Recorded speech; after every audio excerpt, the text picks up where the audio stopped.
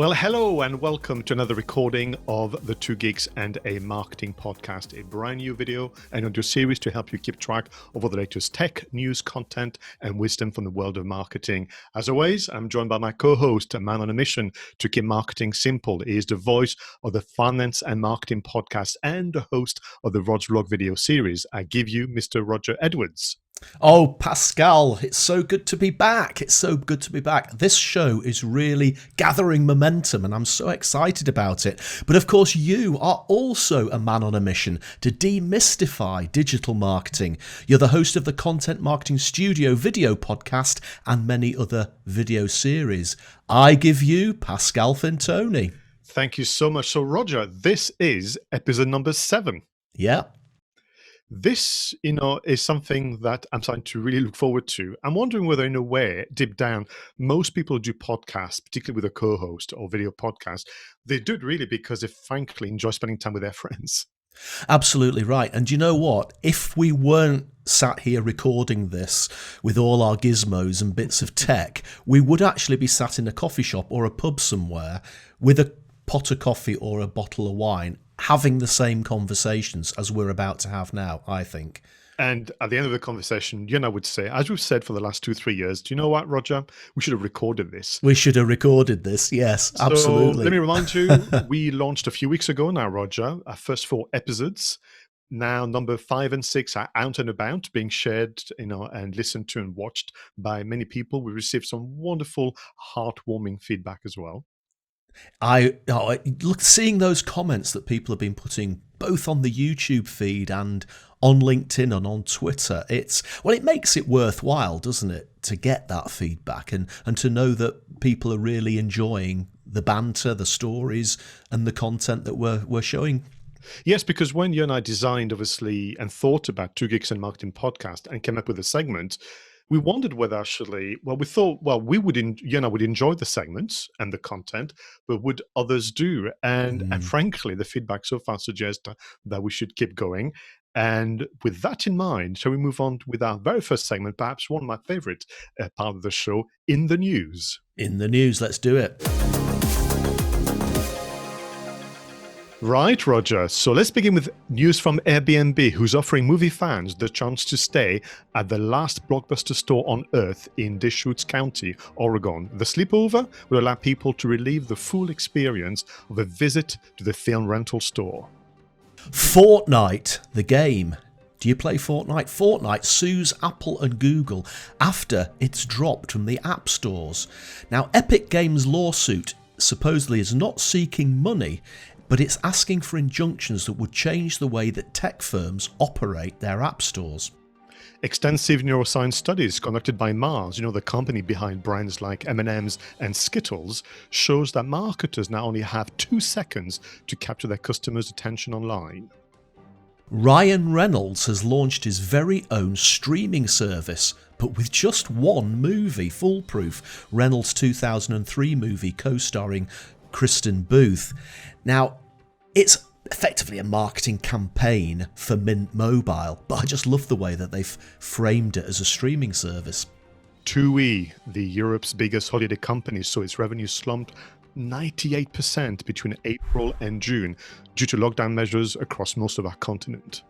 Yeah, Häagen-Dazs is doubling its investment in digital marketing as it looks to capitalise on the momentum it gained during lockdown. Whilst it cut back on spend in traditional media, its digital investment has increased significantly. In a recent survey by Marketing Week and eConsultancy, 64% of marketers feel that they are as productive working from home. However, less than half received any training during lockdown.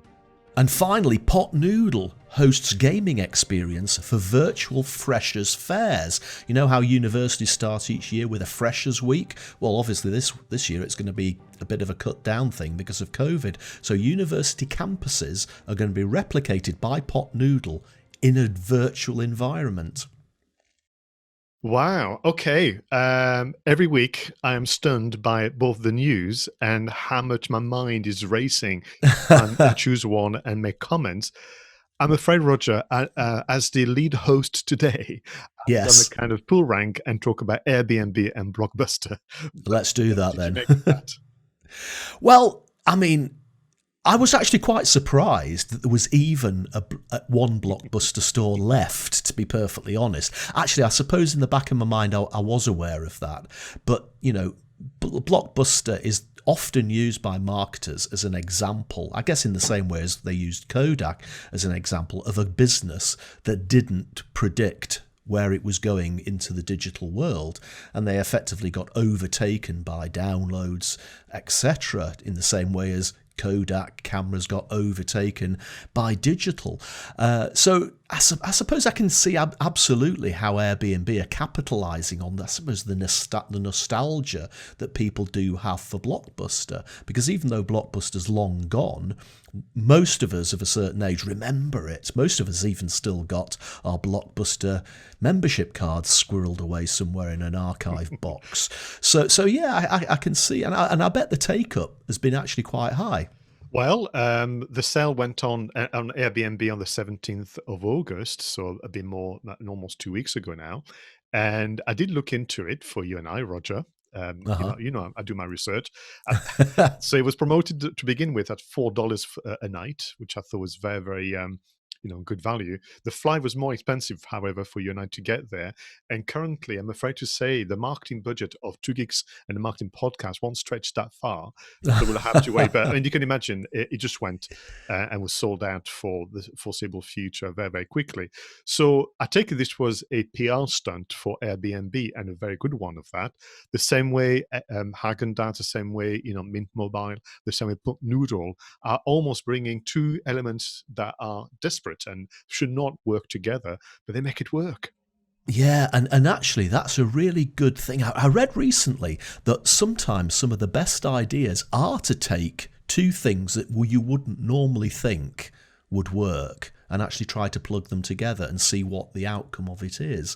So I just love all of these ideas, and the pot noodle one again. There, I saw the visual of this. It says it's creating a virtual Freshers Fair, but actually, to be perfectly honest, it looked like a retro game, something like Transport Tycoon or Roller Coaster Tycoon, as opposed to a genuinely accurate recreation of, say, a city like Edinburgh or Glasgow. What did you make of what you mentioned about Fortnite suing Apple and Google? Do you see this to be a trend that we're going to see more and more with organizations and brands who feel perhaps not well treated and respected by those distributors? Yeah, do you know, it's interesting. Quite a few years ago, I was involved in putting together an app for a company I was working for. And I remember at the time actually dealing with the App Store, the Apple App Store, was actually quite a bureaucratic process. And it felt to me that I should have been the customer of Apple, whereas it just felt as if they were putting hurdles in my way to get this app approved. And Fortnite is an incredible game in terms of audience size. There are millions and millions and millions of people who play this game day in, day out. There are people out there who've made careers doing videos about Fortnite. So everybody of a certain age is playing Fortnite. And yet, Apple and Google can immediately close off distribution almost on a whim, Pascal. Now, if you've got such a big brand, and some of the marketing that Fortnite have been doing, Epic Games have been doing for Fortnite, it's phenomenal. They even have films going on inside the Fortnite ecosphere. And to effectively be closed down on a platform like Apple and Google just doesn't seem right. But then again, it's Apple and Google's platform. They can do what they want.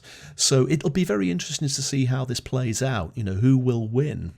Yeah, because that will set, sorry, Roger, that will set a precedent for others who perhaps feel that distribution channel should be, open, not closed. But you're right, when it is a private organization, it's very, very tricky. I mean, for me, the news that obviously I read was around TUI, which again, for me, is that barometer with regard to what's happening in the travel and tourism industry. Now, as you know, Roger, I began my career in marketing in the travel industry in the early 90s. That even though I left it behind a long time ago, I'm still very fond of it and I keep track of what's happening. And the reason why this is bad news, really, 98% drop in sales during April and June, which are essentially busy months for anyone. But it's also just that supply chain of hotels, of airlines, of airport staff, or coach, for the transfer staff, the marketing that goes behind it, the advertising. Mm, So mm, the tourism industry is a large employer, but is also a large spender. mm. And I think for me, it's one of them that we have to keep track of, because it will tell us a lot about the health, of a nation, both in terms of that financial health, but also employment health, because it's tough, and we still, at the time of recording this and publishing it, we'll still be in August, and we still have, I think, a long autumn and winter to get through. Yeah, actually, looking out the window now, we've got a long autumn and winter happening this minute. It's dreadful weather in Edinburgh today. So I would actually love to go somewhere sunny, but I'm just not in the mindset that I want to get on a plane yet, Pascal. Not quite. So what we need to do to cheer ourselves up is to watch, obviously, Ryan Reynolds' movie, Foolproof, and also kind of take stock of the Mint Mobile PR stunt as well. Now, listen. And eat loads of pot noodles too. Too, yes. I think that's what we should do. So, in fact, in the news becomes a bit of a checklist of what to do during, kind of semi-lockdown to cheer one's up.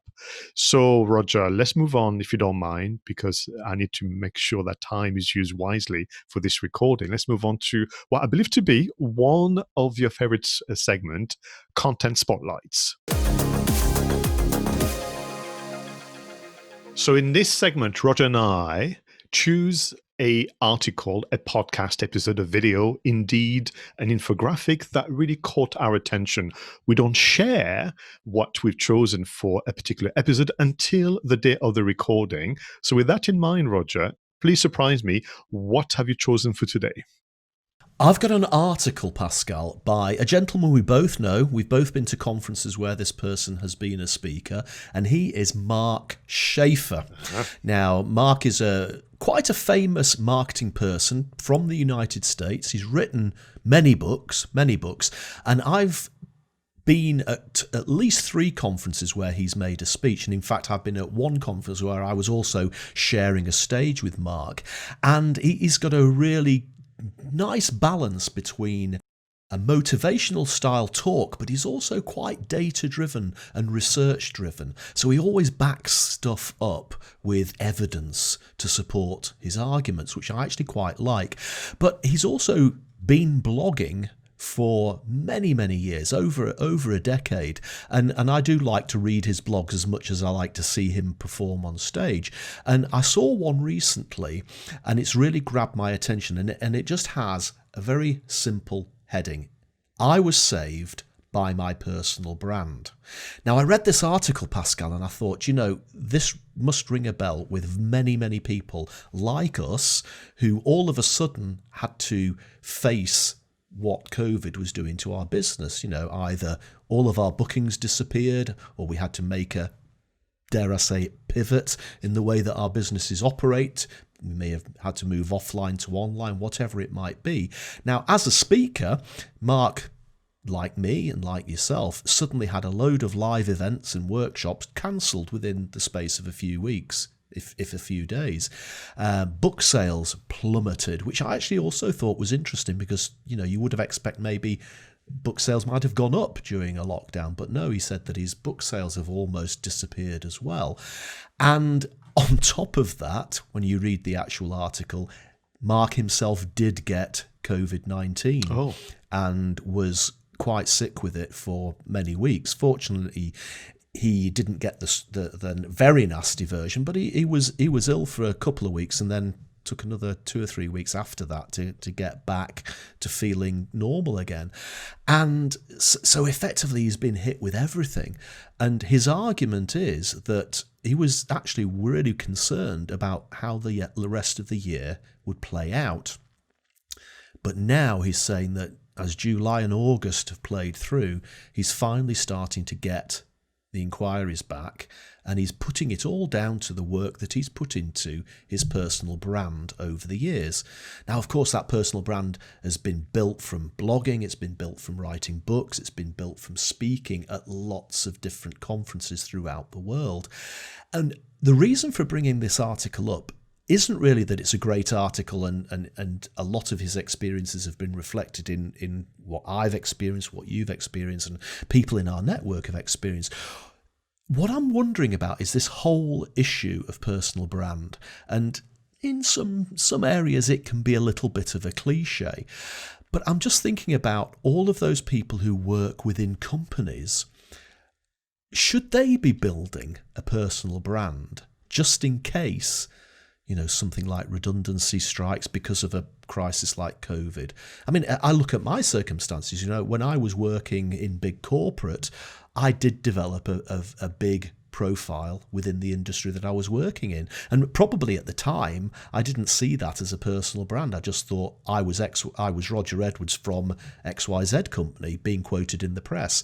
Of course, when I left and decided to become a consultant, that's when the penny dropped and I realized this is actually a personal brand that you have, and you can leverage that to, get new clients and to work your network. But for Mark and for people like us, who do have a personal brand, we've got something that we can leverage in times of stress. But what about people who don't have personal brands, who are working in corporates? Is it something that we should be working on as a side hustle? So that was the thing that occurred to me as a result of reading Mark's article. I think that it's a really, really good choice. So to begin with, I'm glad to hear that obviously Mark is much, much better. It's not much fun. I think you and I know some individuals who've had to go through this. But secondly, I like the fact that he's kind of created the content to share his thinking, which I think he does really, really well. Back to your question, you're absolutely right.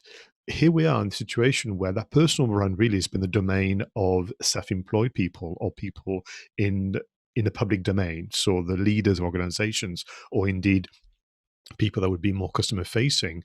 But you and I know, bear in mind, some of the recent news that we've just read out, mentioned in our episode, but also the news out there, there's going to be a large number of redundancies and people, find themselves seeking employment in the coming months.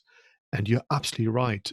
I can imagine that some of them have been busy working, doing an amazing job for their employers, respectively, but not necessarily having the time or indeed the presence of mind to create that personal brand. Because again, the assumption has been that it's only for those who are public facing, not for me. But equally, if you're now going to be seeking employment again, not necessarily looking to create your own organization, Roger, someone's going to check you out online, aren't they? Before you go to to that, well, it won't be to a meeting, I suspect, still, but before you have that Zoom call, you're going to be checked out by the panel, or at least the decision makers. They're going to check your LinkedIn profile. They're going to check what you do on social media. If you've been blogging, that would be a tick, and you're earning some branding points. So essentially showing and demonstrating through your personal brand online before that critical event of the interaction that you're a true participant in your chosen industry, like you've done, Roger, or certainly that you have genuine interest and passion for the work that you do. You've got to find ways to express that beyond the CV. So I think that's a great, great way to think about it, Roger. And for me, what Mark is also reminding me is sometimes that slight disconnect. And I try, as you know, my views that sales and marketing go hand in hand. I don't, kind of create the division we sometimes see in organizations. I sometimes just use the term business development actually to help. But I'm reminded time and time again that, sales is concerned about today. Marketing is concerned about tomorrow. And what Mark was able to do, like many others, out there, is kind of get himself ready for tomorrow through obviously the work he's done over the years. So no, thanks for that. It's a really, really good selection. I think it's also worth just having a think, whether you're working in a corporate, whether you're working in a business, if you have built something around you as an individual, even if you're working for a company, maybe project forward a few years. Now, it's pretty hard to do that given everything that's happened this year, obviously. But just ask yourself, what would happen if I needed to move on? Would I be able to keep what I've built? Now, I'll just use my example very briefly. When I was working for big corporate, I built up a fairly decent Twitter following, and I'd always had it in my name. It was never branded the company. It was me. I mean, it might have said in the byline that I worked for XYZ company. But I remember at the time when we talked about me moving on, the compromise agreement, I made sure it was in there that the Twitter account that I'd built was me, and I could have it and there would be no claim on it by the company. And I'm really quite glad that I did that, because I have heard stories where people have almost had to give up their Twitter accounts because the companies that they're working for see it as their property as opposed to the individual's property. It's a really interesting subject, and I do wonder whether we should bring it back again in future sessions. And indeed, sometimes maybe you and I fall into or go into the advisory mode, because we won't mind at all. Now, this week, Roger, I've gone back to a long form article content. Okay. You know that I'm a big fan of curation. Yep. And I'm also a sucker for stats. So what I've got for you is a wonderful bit of work from a lady called Lizzie Hillier, who works for e-consultancy, mentioned a moment ago in the news segment. Now, Lizzie works as a content designer and realization expert, and she essentially does every month or every other month a big stats roundup on the data that can demonstrate the impact of coronavirus on the marketing, e-commerce, and advertising. She does this amazing article where she's quoting different sources, and she really brings together, almost like making it a go-to article for people who are very, very busy. It's split across retail and consumer goods, advertising, social media, workplace impact, entertainment, and employment. So these are the headers. And then within that, she does summaries of the top stats. Now, I'm not going to read, obviously, all the stats for you today, Roger. I'm going to pick some and get your reaction. But if I could really encourage you, our viewers and listeners, to go check it out and maybe give Lizzie also a little shout out. I think she'll appreciate that. So some of the stats that I've picked to get your reaction are, to begin with, 35% of all UK online purchases during lockdown were made on Amazon. Number one.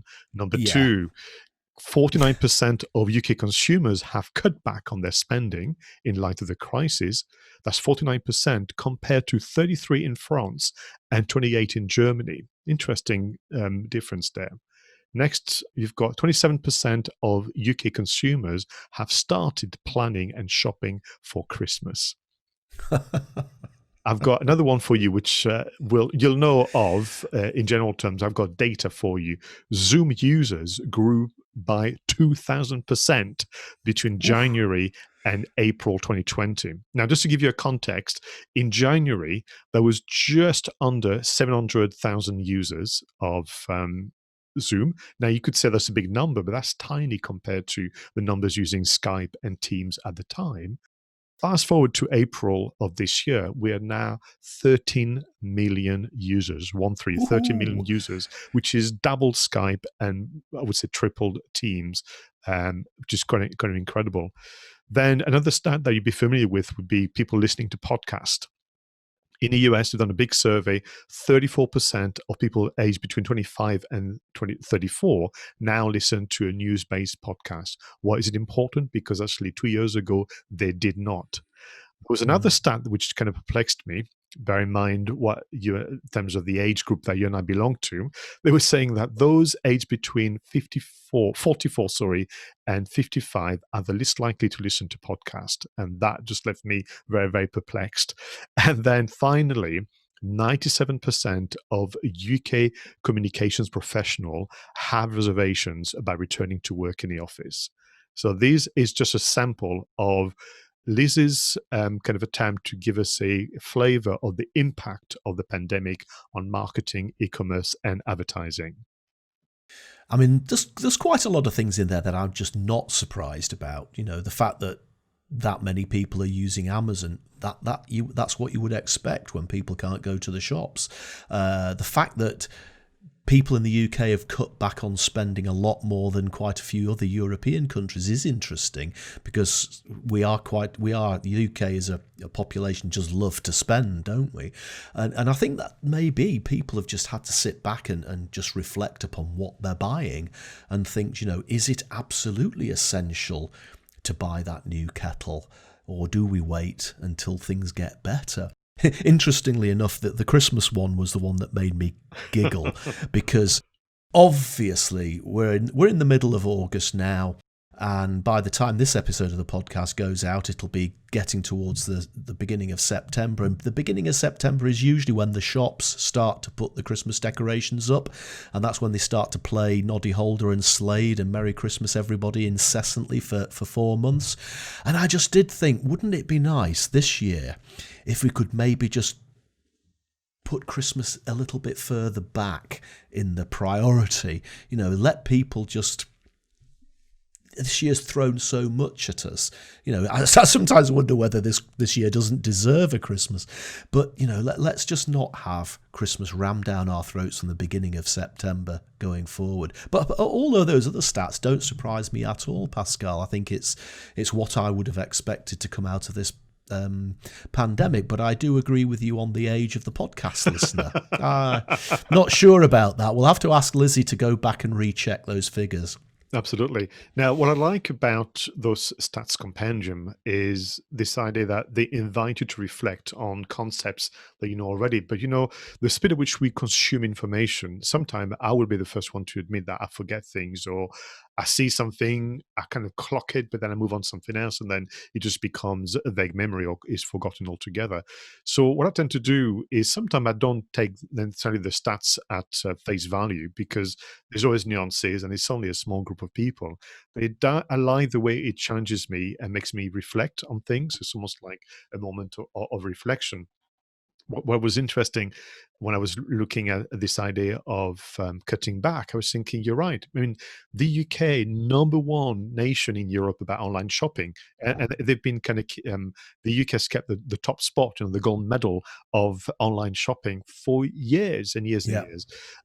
France and Germany have got a different culture, and they were always more hesitant, more risk adverse when it comes to. I mean, I remember when I used to go back to France in my family, they were absolutely appalled how essentially, flippant I was about giving my credit card details to every website going just to buy stuff.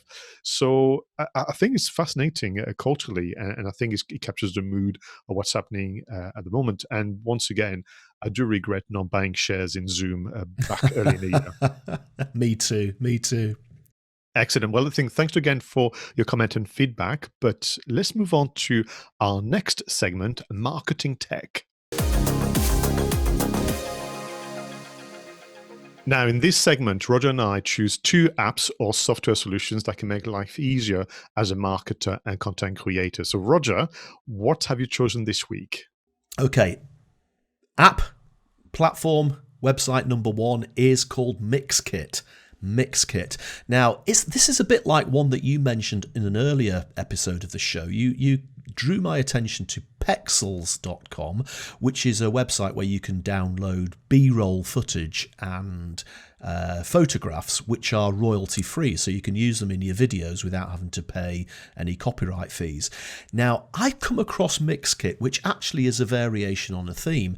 They do have video, which you can use for B-roll, and some of it's nice, some of it's really good, and they do have an extensive supply of photographs. But what really drew my attention to Mixkit was the templates that they have for the various editing software programs for video.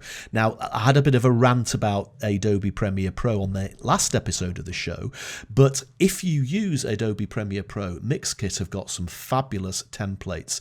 Everything from, those snazzy little subscribe buttons and bell buttons that you can put onto YouTube videos, right down to, professional introductions like we have on the Two Geeks in a Marketing podcast video version. So yeah, Mixkit, I think it's that focus on the templates that really drew my attention to it, as opposed to the videos and the photographs. But well worth checking out if you're into video production, into video editing, and you just want to have something that's copyright free and instantly available to download. Now, Pascal, I do have to admit that the next one is a little bit of a con because something happened to me last week. It's a nice little story, and I want to tell this story on the podcast. It will lead to a piece of tech, but I think the story is well worth telling. Now, a few weeks ago, I've been scrambling around looking for podcasts, looking for new music to listen to, and a friend of mine told me, go and listen to a band called Gandalf's Fist. Now, if somebody told you to go and listen to a band called Gandalf's Fist, you would immediately think that sounds interesting, wouldn't you? You know, it brings up in your head Lord of the Rings, it's perhaps all fantasy based, etc. So I went and looked this group up, and as this person expected, I absolutely love this music. It's prog rock, modern prog rock. I guess the technical name for it is neo prog rock, and they released an album in 2016 called The Clockwork Fable, which is about 3.5 hours long, so it's a hell of a listen. And I've absolutely absorbed this album. I've been listening to it in the car, I've been listening to it at home, in the bath when I've been doing workouts, whatever. But there's been something niggling me about the lead vocalist in some of the tracks, this female. And you know what it's like when you get it in your head and think, where have I heard this lady before? So obviously, Google's your friend. Gandalf's Fist, vocalist. This lady's called Melissa Hollick. So I think, well, that doesn't ring a bell. So I Googled further, what else has she, which other groups has she sung in? And here's a list of the groups, and well, I don't recognise any of those groups, so where have I heard this lady's voice before? It's really started to bug me. And I was sat in my favourite cafe the other day having a cup of coffee, and I was just about to publish the marketing and finance podcast for that week, and that's when the penny dropped. This lady, Melissa Hollick, did the introductory voiceover for the first 100 episodes of my podcast. Seriously, Pascal. And obviously it was I just didn't connect. I mean, I'm up to episode 252 now, so it's actually quite a while ago since she stopped doing it. But the fact of the matter, and bringing it sort of full circle to marketing tech, is that I originally went onto Fiverr.com back in 2014, and I went through a list of people who do voiceovers for podcasts, and here was Melissa Hollick, and I think I paid her $25 for the rights to use her introduction on my podcast, and I stuck with it for 100 episodes. So, you know, you never know. You go onto something like Fiverr, and all of a sudden I can say, hey, I've got a vocalist from a rock album doing my introduction. Well, maybe that should be part of your own PR stunt, you know, for your series. But what a story. And to be honest with you, I'm so glad that you found her, because that would have just got you demented for weeks and months, you know, racking your brain about who she was and so on. But yeah, Fiverr, a fantastic website. I mean, I think we've all had the pleasure of using some of the services. But so two things, fantastic two choices, and an amazing story. I mean, do you think you should maybe go back and start to promote your podcast, saying "and with introduction by" and using her name as a way to get more coverage?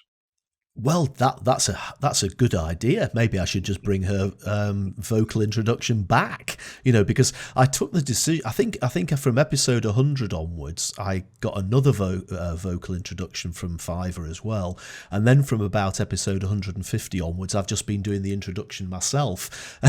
In hindsight, I think she probably has a better voice than me. Absolutely. Well, you might find that, you know, the fans may actually want to purchase maybe a copy of the introduction, you know, done by her. Wow, that's wow. I mean, like, you know, what a story. This is amazing. Well, listen, let me take you into my two choices for this week. Okay. One is a kind of software solution for your laptop for audio production, and one is a mobile phone app for video production. The first one is called Audio Hijack by a company called Rogue Amoeba, which I think is a fantastic name. And Audio Hijack is a solution that I bought many years ago but I forgot about it. So in a way, by working with you, Roger, on Two Geeks and Marketing podcast, I find that myself to be reconnected with my old toys. I feel very guilty, and I feel like that kid from Toy Story that puts everything in a box and gives it away. And now, Audio Hijack is a wonderful platform, as I've rediscovered, because it's very visual. And sometimes some of those software solutions is just a long list of tick boxes and drop down buttons and that kind of things. And sometimes it can be very, very hard to understand what you're doing with your workflow. Audio Hijack is like a flow chart mixed with a mind map, where you can really, by using symbols and squares, you can drag and drop, you can put together a workflow. You can decide where is a sound coming from. You can have multiple sources. You could come from a microphone, it could come from Zoom, it could come from Skype, and then you can put it together into an output, which would be your file. But then in between, you can drag and drop some audio kind of improvements. In my case, a denoiser. It could be that you want to increase the trebles or the bass. You can do so many different things. But the power of Audio Hijack, Roger, is that it's visual. So in a way, you don't have to be a technician to understand how to put together your workflow. You select on the right-hand side menu and you drag and you drop into a central pane, a window, and then everything there in front of you. Then you can double click within those little symbols and you can have more options. So I've re-become, if you like, a big fan of Audio Hijack, purchased many years ago, but somehow, as is often the case, moved away from it.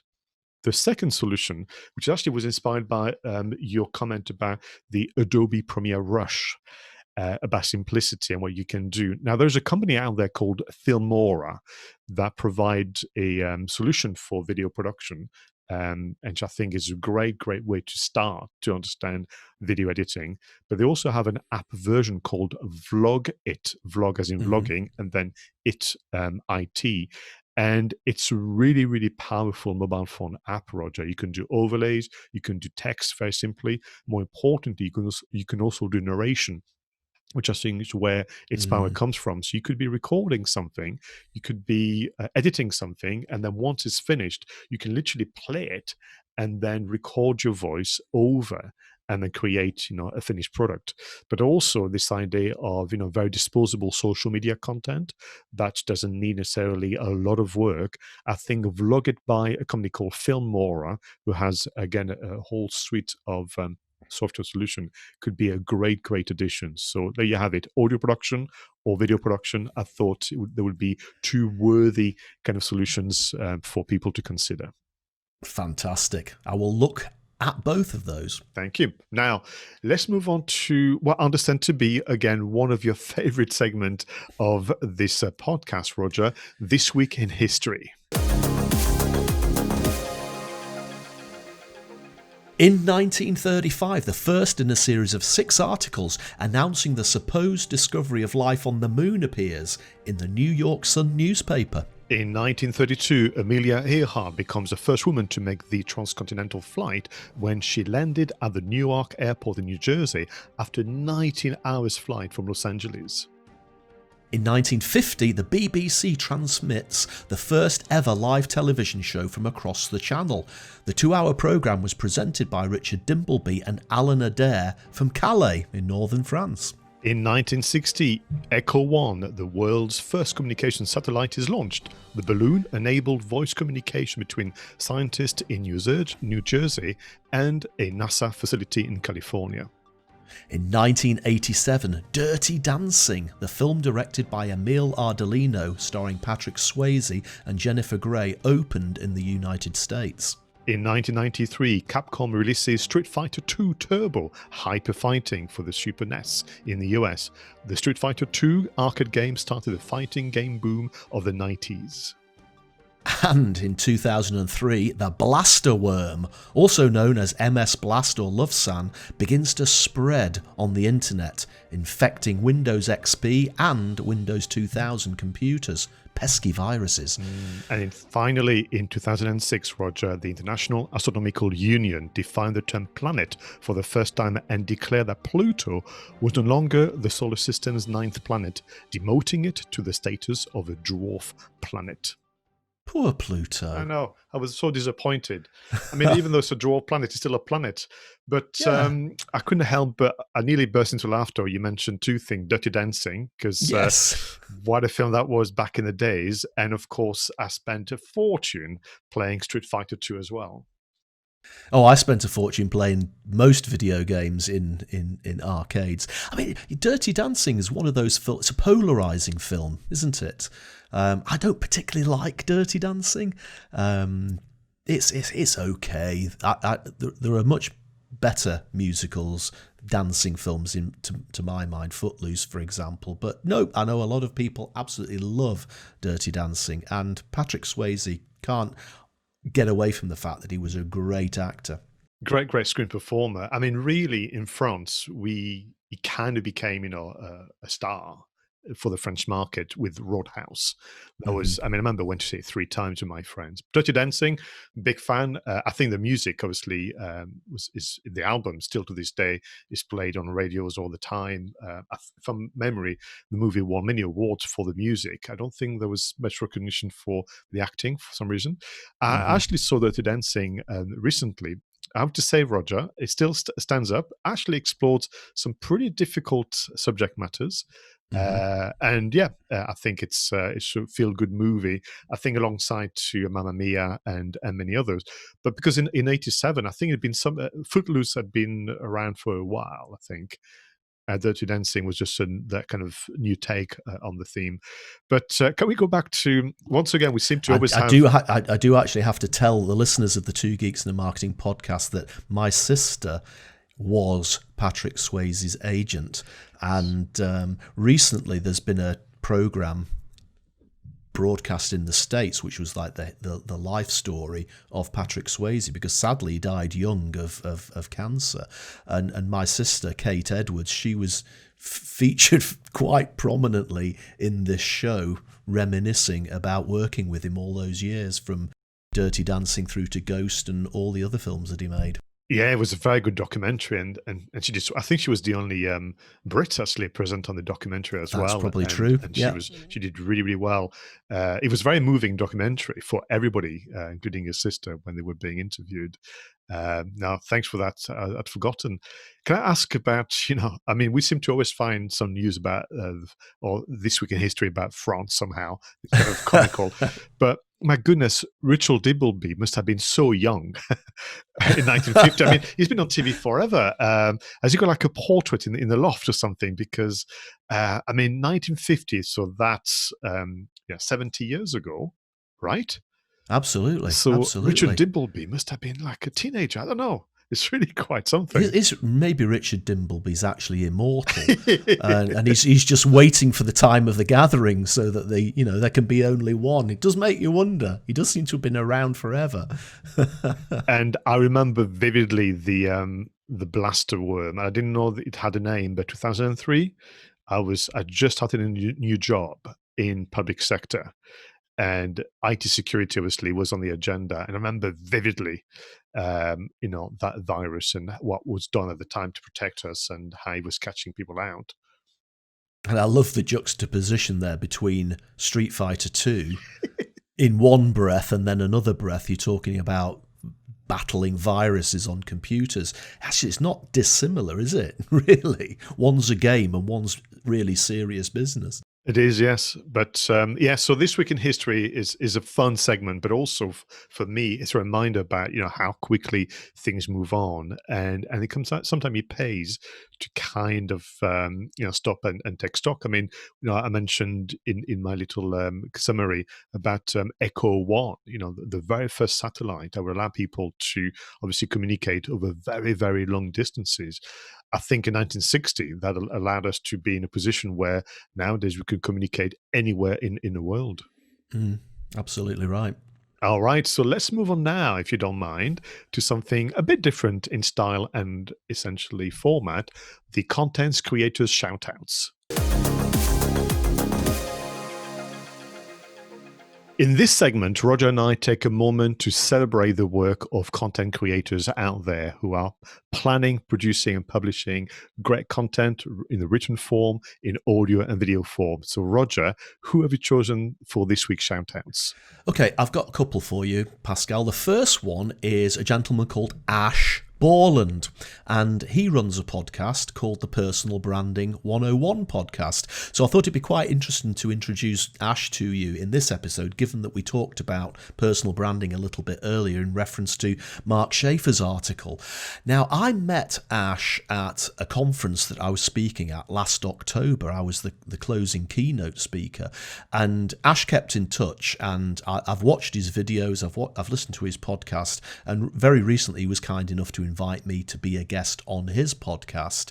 Now, I'm not plugging my episode particularly, but I just want to plug his podcast in general, because for anybody who is thinking about some of those issues that are raised before, should I make sure that absolutely everybody understands that it's my Twitter account and not the company's Twitter account, that those sort of things, you really should have a listen to Ash's podcast, because he just goes into all of these areas that you might want to consider about you as a personal brand. And his background is, he's got a varied background. He's been a financial advisor, he's been an actor, he's done stand-up.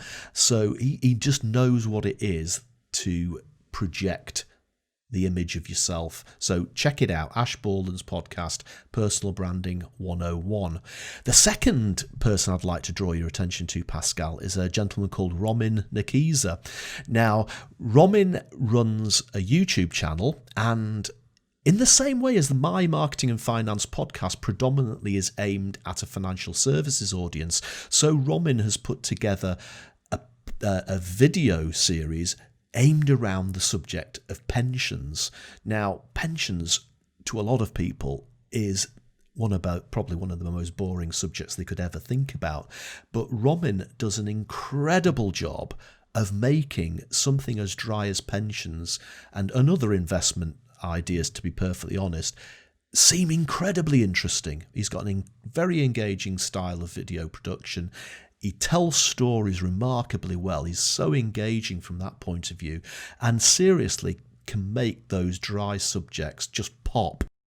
And I think it just highlights how good he is, that he's gone from 67 subscribers on YouTube to 51,000 subscribers on YouTube in just 3 years. Now, that's a remarkable achievement.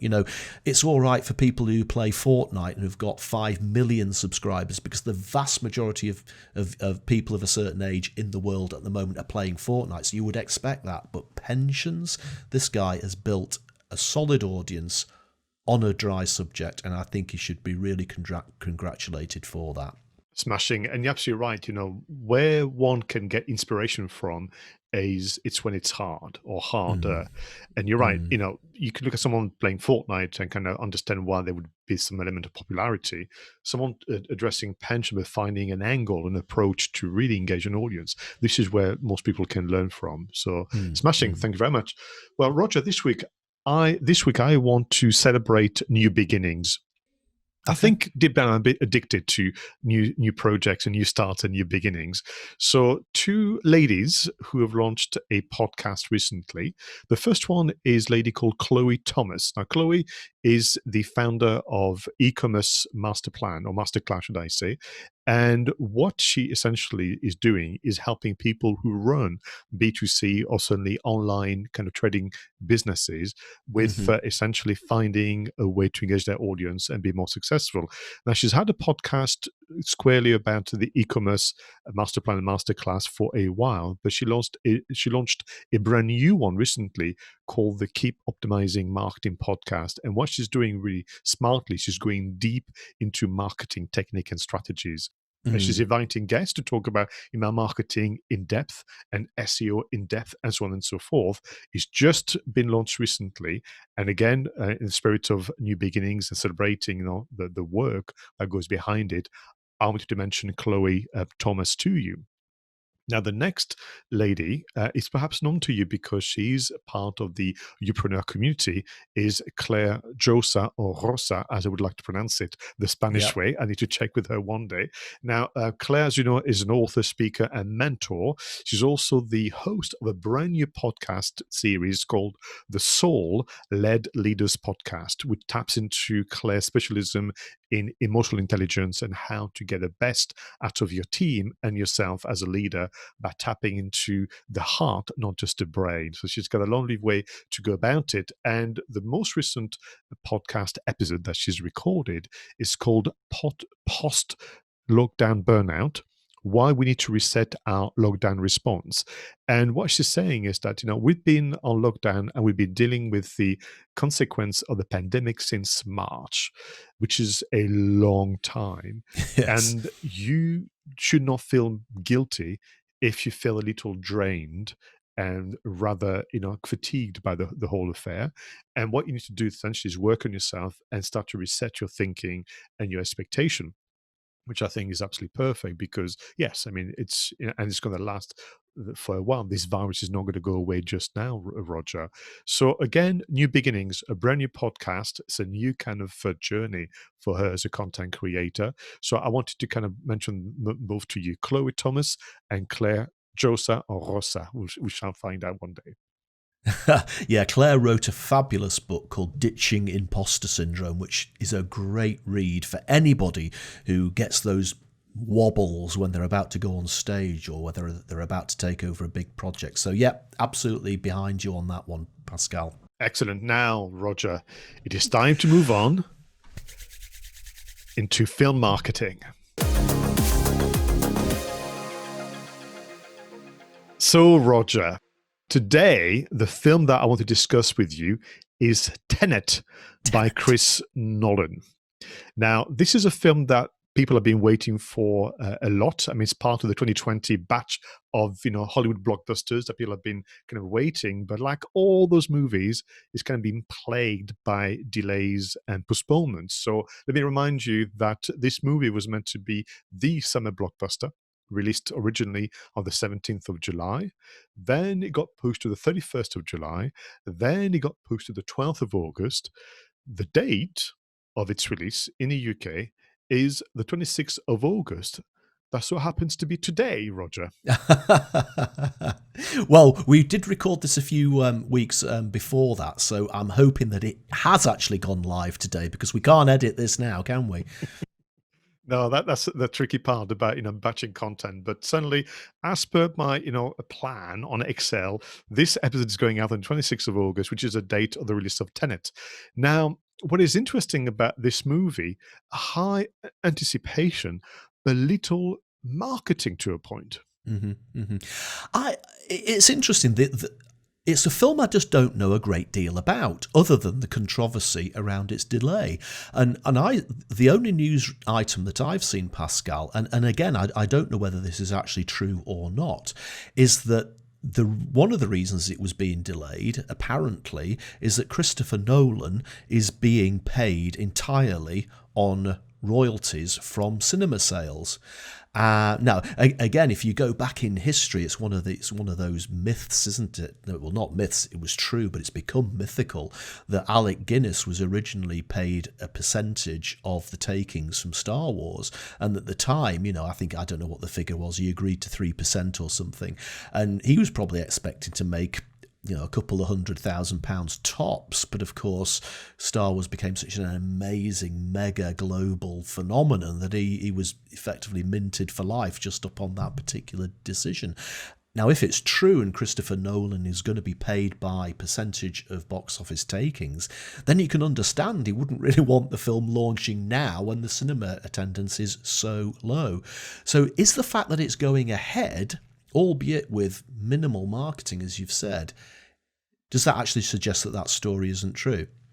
I don't know. I'm still wondering whether, for the distributors, I'm going to say Warner Brothers, but I can't be sure, Roger.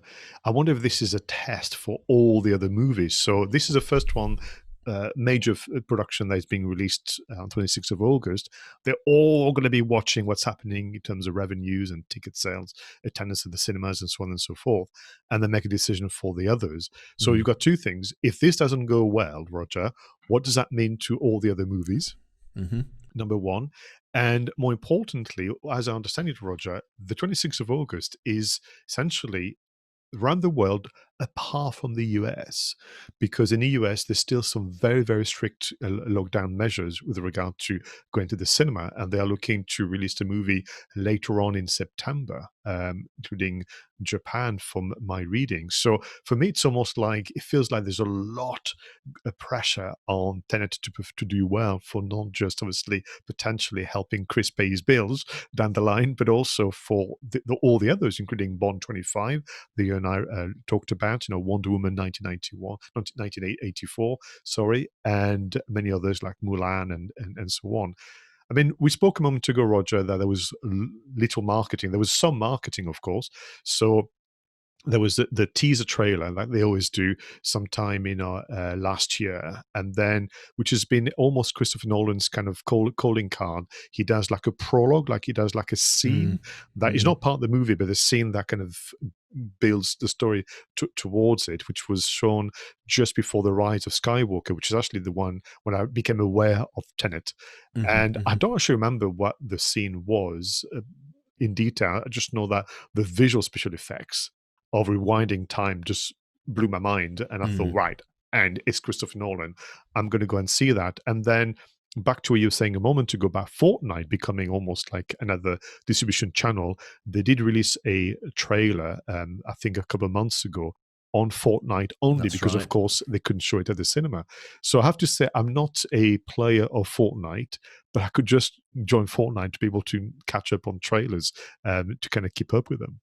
Yeah, I think it's. I mean, we've had this conversation a number of times that sometimes a big blockbusting epic film like this, and they don't seem to put much in the way of marketing promotional work behind it, bar, as you've said, the trailer and a few spots. Now, is it that they don't want to blow the plot? I mean, sometimes you can argue that some trailers, effectively, you may as well not go and see the Mm. film because they give most of the action away. And there have been some examples of trailers have completely blown a plot twist. But there must be more that they can do. Focus in, do spotlights on the specific characters, build anticipation.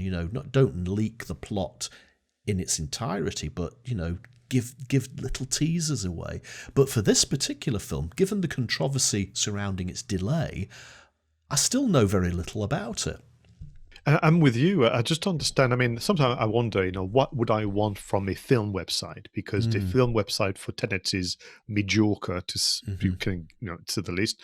There are some social media presence, but it's on the Warner Brothers official channels, so it's just as and when they have a moment to squeeze it in. And you're right, there could be so much insight, but also for me, it's back to the Lord of the Rings marketing campaign that you and I kind of explored, that interaction with the audience. Give us something that we can kind of get excited about. Give us some video clips that allow us to maybe make our own trailer and share it on Mm. social media. Give us, yeah, you're right, the spotlight on the actors and so on. I mean, one thing that surprised me as well about the marketing, not just of Tenet actually, but of all movies. Now, I'm sure you'll agree, because I know you're a big, massive music fan and music film score fan, that the music composer is so, so important alongside, obviously, the director and the actors. And so little is said sometimes. So on this occasion, Christopher Nolan is not working with Hans Zimmer, who he's worked with in the past. Hans is busy working on Dune, the TV Hmm. series, which I think is going to Hmm. be exceptional. So what we have instead is someone that will be known, but not perhaps by name, but certainly be known in terms of the sound he's produced, a gentleman called Ludwig Göransson. Mm. Now, if you've seen The Mandalorian, and if you've enjoyed the soundtrack, well, he's a man behind that sound. Ludwig Göransson is also work on Black Panther for the Marvel Universe, and films that actually deserve more kind of I would say viewing audience, Creed and Creed 2. So I'm also surprised that they're not making a big song and dance about the music composer. Bear in mind that he's worked on The Mandalorian and Black Panther. I would argue big production movies. I'd like to see. I'd like to see a lot more focus on the music. I mean, again, the aforementioned Bond 25. The theme tune to a Bond film always almost becomes as big as the film itself. There's that anticipation. Who is going to be the singer? Is it Adele? Is it Shirley Bassey? Is it whoever it's going to be?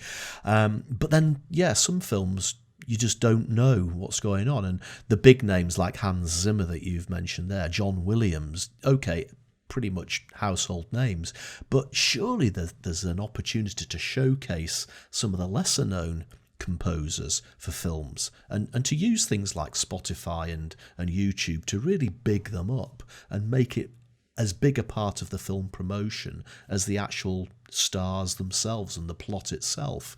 I think it's it's probably an area that has been neglected. For me, it's ultimately they will push you to buy the album eventually. They will actually, if you look at the bonus elements of the Blu-ray, they will interview the film composer, music composer. So why not actually make sure that it's a bit like you were saying a moment ago about linking it to a business. All the team members get that spotlight pre-release of the movie. I mean, I even can tell you that Christopher Nolan hasn't got a LinkedIn profile, which I think. so maybe we should offer a service to the film industry. You and I become their social media managers and kind of whatever. But I don't know. I just think that. It's back to first impression, isn't it? Which is the idea of if you don't really put any effort into the marketing, particularly with the current pandemic, how are we supposed to feel as an audience? Are we supposed to just get excited just because it exists? It's been produced because it's Christopher Nolan, because of its obviously from I think Memento. I kind of thought the guy was really a very competent storyteller. Are we? I just need a bit more, or forgive me, what I'm trying to say very clumsily, Roger. Show me that you are excited too about your own movie. Yeah. And then I'll join you, as opposed to asking me to kind of, work myself up towards, No, you're absolutely right. I mean, if you think about it now, to go to the cinema to see a film, you've got to overcome quite a lot of obstacles, haven't you? Somebody might say, oh, do you know what? We'll wait for it to come out on Blu-ray because I've got this gigantic, great big television at home, which isn't too bad. I don't want to sit in a cinema listening to people munching through tortilla chips and popcorn and burgers and hot dogs. I want to sit in the luxury of my own home with a glass of wine. And now we've got layered on top of that the fears that people still have of COVID and the fact that we're social distancing. Do I really want to go to the cinema? In Edinburgh down the road in Dalkeith Park over the weekend, they've actually had a drive-in movie as a test. Now, I've seen this on social media. It looks quite cool. You drive in and you've got the big screens. But, that's not an experience that the majority of people in the UK have had. I know drive-in movies have always been big in the States, but there's all these hurdles you've got to get over to convince somebody to go to see it at the cinema. And if you don't put much into your marketing, then I don't think you're going to overcome those hurdles. No, and so I think back to this idea of film marketing being a segment where you and I kind of extract lesson from the world of film production for the world of B2B and B2C. It's back to this idea of just because it exists and just because you believe in it is not sufficient. You've got to find a way to express it and get all those to join in. I mean, some cinemas, I think are concerned about it. Some of them have gone ahead and done some special screenings of previous work from Christopher Nolan. It so happens that this year some of them have gone ahead and done the 10th anniversary of Inception. Again, fantastic movie. And they kind of saw others are seeing the signs that, if we're not careful here and we just treat it as if nothing is getting in the way of someone making a decision to buy a ticket, we're going to be disappointing. And I think, again, I'm just worried that all the eyes would be on the performance of Tenet for the decision of what happens to the others. And I wonder whether, in a way, it's people are just delaying the inevitable, that the majority of blockbusters or Hollywood, high value production are going to go into streaming as opposed to cinema screens. What do you think? Yeah, I think it's inevitable, and I think that they are going to have to come up with a fair pricing system for us to watch blockbusters. So, I don't expect to pay $5.99 to watch Tenet and to allow my entire family to watch Tenet with me. I would be perfectly happy to pay a similar sort of price per person to see it at home instead of going to the cinema. So, you're probably talking about £10 to £15 each to watch it. Now, how they police that, I don't know, but maybe they come up with a household rate or something like that. But if this pandemic goes on any further and people's return to the cinema is slow for all the fear reasons that we've discussed, then it's inevitable that they're going to have to look at a pricing alternative. They can't just keep delaying these films forever. Do you know what? We need to wrap up this episode, unfortunately. And it's so tempting to talk about Christopher Nolan's career, to talk about John David Washington, one of, the star of the film, as you know, who's done some amazing work. I'm really interested to see what Robert Pattinson as well makes of the role he's been given. Of course, he's known primarily for the Twilight Saga and a few other things, but I think there's going to be some great performance there. What I like about Christopher Nolan, though, he clearly loves the world of cinema because his casting is always kind of very varied, and he has all generation. He's got Michael Caine again, working with him, and he's got Kenneth Branagh and so on. He's even got as far as looking for international stars. A lady called Dimple Kapadia from India would be present as well. And I love, that kind of real kind of ensemble cast as well, but it's very, very diverse for a film that essentially promises to be a cross between James Bond and time travel.